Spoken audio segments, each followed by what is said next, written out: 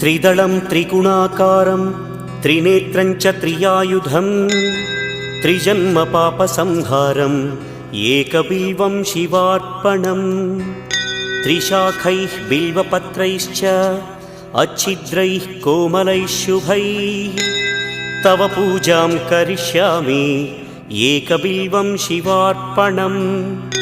कोटिकन्या महादानं तिलपर्वतकोटयः काञ्चनं शैलदानेन एकबिल्वं शिवार्पणम् काशीक्षेत्रनिवासं च कालभैरवदर्शनं प्रयागे माधवं दृष्ट्वा एकबिल्वं शिवार्पणम् इन्दुवारे व्रतं स्थित्वा निराहारो महेश्वर नक्तं हौष्यामि देवेश